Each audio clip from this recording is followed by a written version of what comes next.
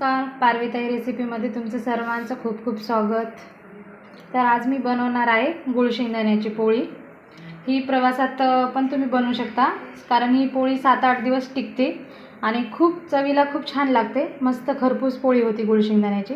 तर त्यासाठी मी 1.5 वाटी शेंगदाणे घेतलेले आहेत आणि 1 वाटी गुळ घेतलेला आहे आणि पोळी भाजण्यासाठी तूप घेतलेला आहे आणि इकडे 2 वाटी गव्हाचं पीठ घेतलेलं आहे।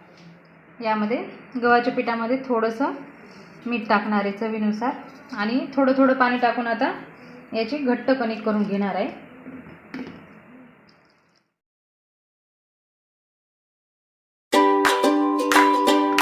थोडंसं असं हातावर तेल घेऊन 1 चमचाभर तेल घ्यायचं, पोहे खायचा चमचा आपला छोटा, आणि असं कणिकला लावून आता थोडंसं 5 मिनिटं मी कणिक अशी बाजूला मुरण्यासाठी ठेवणार आहे। तर कणिक मुरते तोपर्यंत मी हे शेंगदाण्याची सालपट काढून घेणार आहे। थंड झालेले शेंगदाणे आता या ठिकाणी मी हे शेंगदाणे मिक्सरला अगोदर फिरवून घेणार आहे। शेंगदाणे वाटून घेतलेले आहेत मिक्सरवरती मी। आता यामध्ये हे गूळ टाकणार आहे। तर 1.5 वाटी शेंगदाण्यासाठी मी 1 वाटी गूळ वापरणार आहे या ठिकाणी। तर या ठिकाणी गूळ आणि शेंगदाणे दोन्हीही वाटून घेतलेले आहेत। खूप छान असं सारण तयार झालेलं आहे गूळ शेंगदाण्याचं। आता हे मी एका टोपमध्ये काढून घेणार आहे। खूप छान असं सारण झालेलं आहे पोळीमध्ये भरण्यासाठी। मस्त असं सारण करून घ्यायचं। या ठिकाणी कणिक पण छान मुरलेली आहे। आता आपण पोळी बनवायला घेऊ। तर या ठिकाणी मी आता पोळी बनवणार आहे। तर असं थोडंसं अगोदर कणिकला पीठ पण लावून घेणार आहे। आता थोडंसं असं तुम्हाला जशा मोठ्या छोट्या पोळ्या बनवायच्या त्या आकाराच्या तुम्ही बनवू शकता। तर असा हे कणकेचा गोळा घेतलेला आहे मी।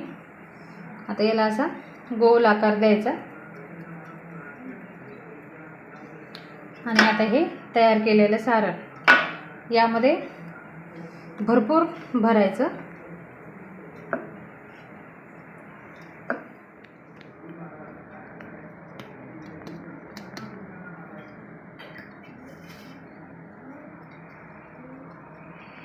असं मध्यभागी करून असं गोल करून घ्यायचं, म्हणजे सारण हे असं पूर्ण पोळीमध्ये पसरलं जातं। त्याचं पोळी पाटावर घेऊन मस्त पोळीला असं छान लाटून घ्यायचं।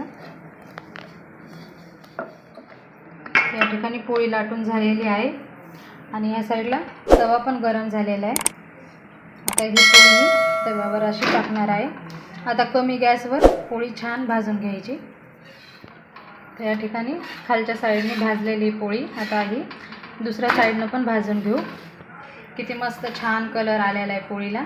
आता ह्या साईडनं पण भाजून घेणार आहे।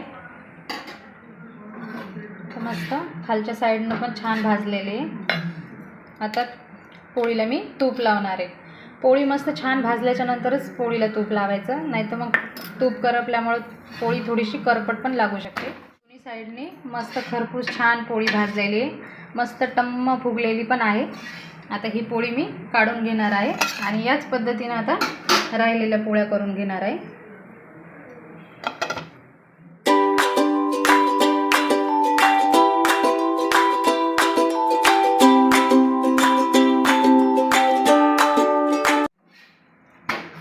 तर अशापैकी सगळ्या पोळ्या माझ्या करून झालेल्या आहेत।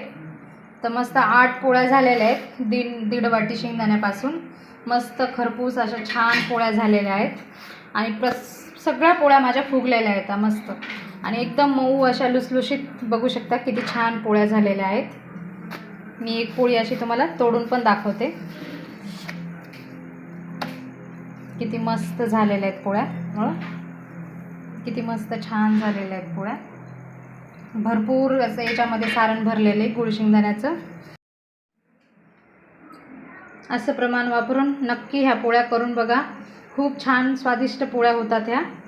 हे प्रवासाला कुठे जाते वेळेस मस्त 8 दिवस टिकतात ह्या पोळ्या। तर माझा व्हिडिओ कसा वाटला नक्की कमेंटमध्ये सांगा। व्हिडिओ आवडला असला तर लाईक करा, शेअर करा। चॅनलवरती नवीन असाल तर चॅनलला सबस्क्राईब करा।